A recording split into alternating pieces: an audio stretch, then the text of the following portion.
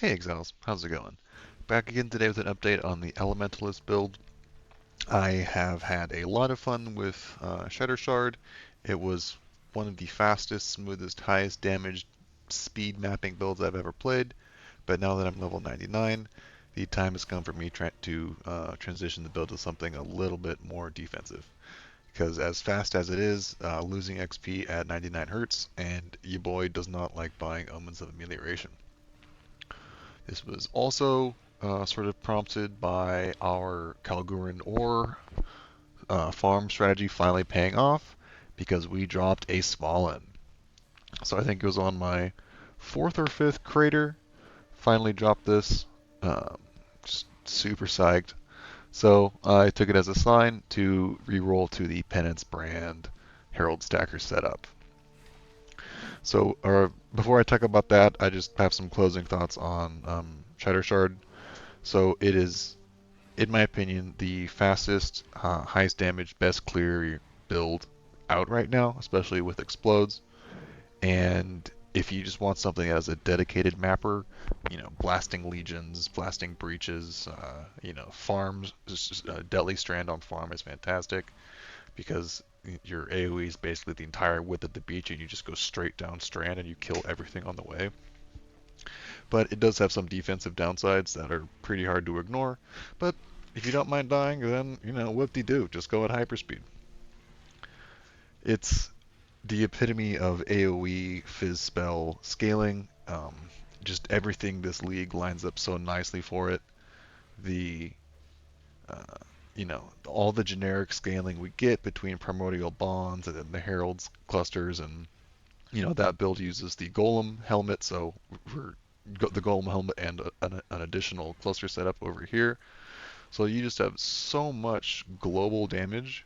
You can scale hit, you can scale poison, you can do ignite, which is what I was doing. Even with the less ailment damage modifier that the skill has, it is not noticeable. The skill just does so much base damage, and then Herald of Ash and Herald of Purity are just 100% synergistic, insane amount of damage. You scale all this as extra stuff. You can even do Guardian's Blessing Hatred.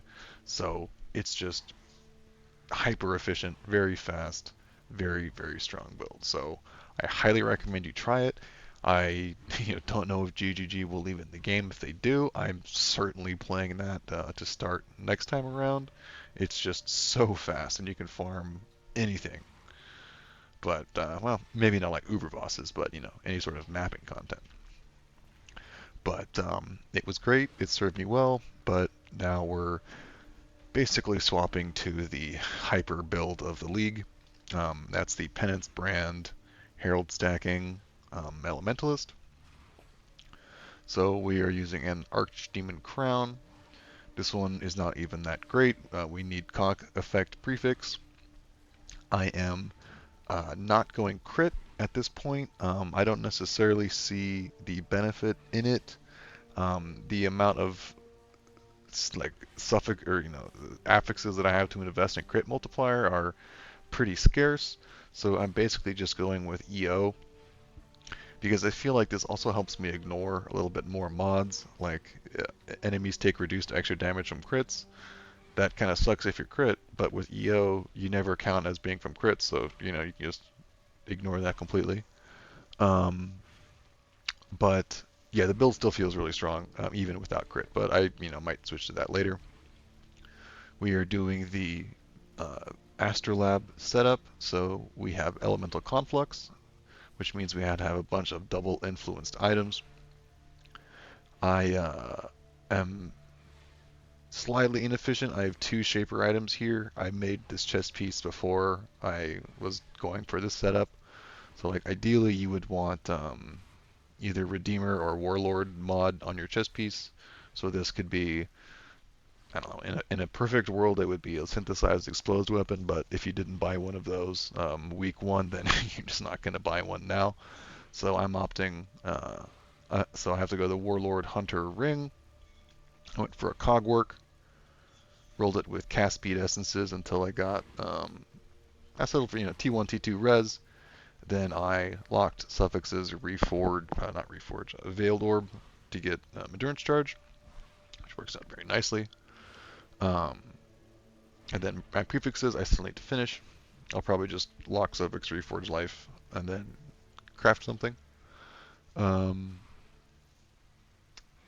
Yeah, then this, I actually just Redeemer slammed on the 20% cast speed, so that's pretty cool. This is mainly a mapping build, so that's an extra 20% cast speed pretty much all the time. Then the rest is pretty straightforward. Cast when damage, take an Immortal Call. This is really synergistic with our two defensive graphs. So preserving stillness, whenever we expose an enemy, they get a debuff, so we expose with Heraldry, and then also Hydrosphere in our Smolin. Then Heart of Flame, whenever our life is below full, this thing will pop. Now we use, we have life on cast, so basically whenever I cast a spell, it will trigger Heart of Flame. Then it's only got a few seconds cooldown, so it's basically up all the time. And then of course when we're exposing. But then I have the endurance charges here, so whenever a hit gets through both of those, it'll trigger Immortal Call. And then while Immortal Call is on cooldown, both of these will be up, etc., etc. It's a really strong defensive layer. Now, of course, we're Svalin, so we're leaning very heavily into block. Tempest Shield, of course. Right now we're at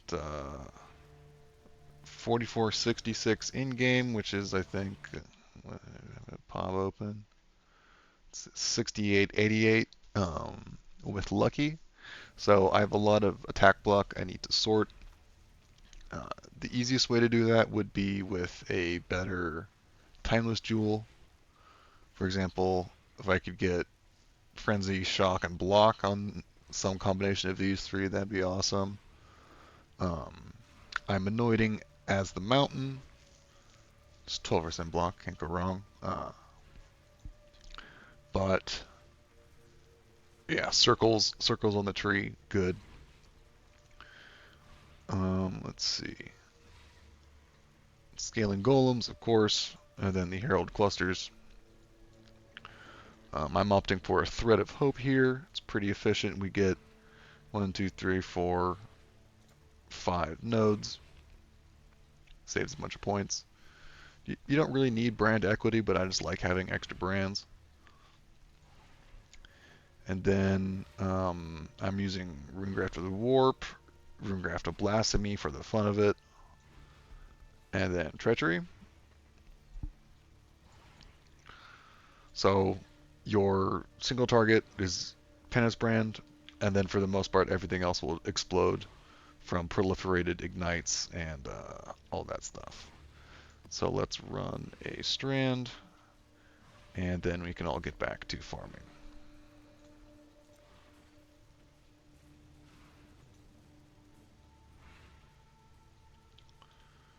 While this build is not quite as fast as Shattershard, you still get, for the most part, the charge around, everything blows up type playstyle. Ooh, Streamer Luck. You might have to drop Penance Brand on bigger packs, but as the witch says, everything dies. We're on the typical Harby Beyond XP/currency strat. I'm doing this on strands because I like strands, and I use the, what's his name? The Seer to put the cards from Dunes on this map, so the Divine card drops here. And that's pretty consistent, steady money over time.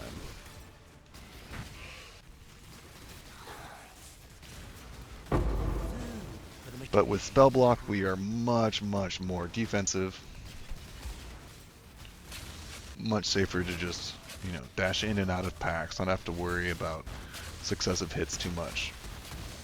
And then on top of our stacked mitigators, we're using Ice Nova of Deep Freeze in our shield. that triggers whenever we block, and that freezes like as if it's dealing 500% more damage, and we're already scaling a bunch of generic damage, so it freezes everything around us really hard, and that's just, you know, mobs can't hit you if they're frozen. Then I'm using Hydrosphere just, you know, for exposure at range, as well as just a little bit of passive damage.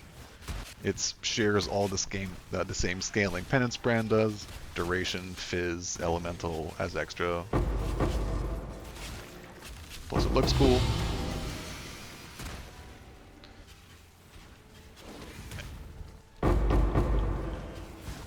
And then I'm also using Purifying Flame, which drops Consecrated Ground.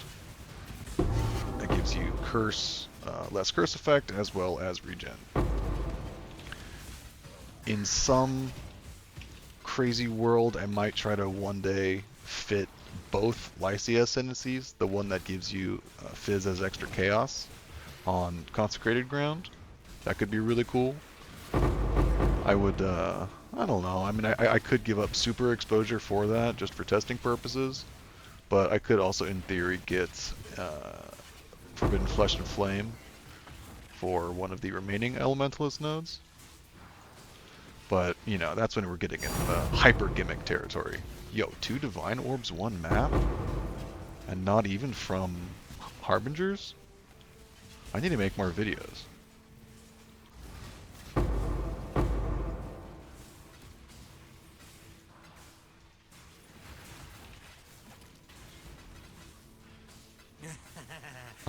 Let's see, what was I thinking about? Yeah, so, I mean, Harbinger is kind of cracked.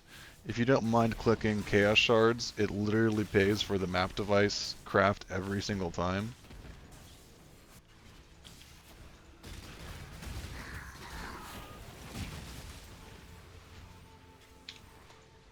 But yeah, pretty slick. All credit to Manny for kind of breaking the tech on this. I mean, everybody knows Penance, Brand, Arc, Demon Crown, Elementalist is good, but just the way everything combines with the Venarius setup, and, you know, none of this is really new, but Herald of the Hive and Lost Unity offers a lot of really unique scaling.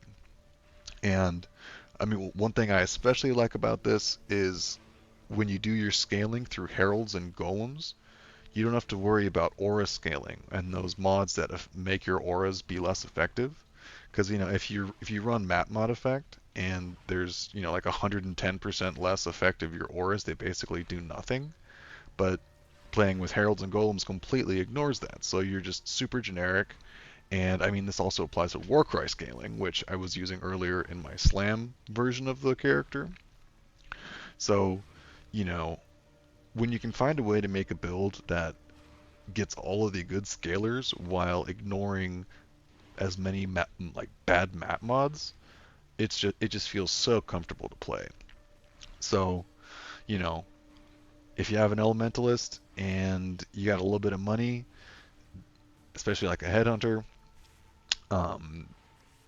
this is probably the build to play this league. You want to do Ubers, you want to do T17s, you want to do the kind of just muscly high tier maps. This is going to be the one for you. And there's so much further you can scale this. You can go CI potentially. You can do Mage Blood instead of Headhunter if you want to do more like, you know, Uber focused type stuff. But overall, very fast, very powerful, very strong defense. Highly recommend. So stay tuned, everybody. Thanks for watching, and I'll see you next time.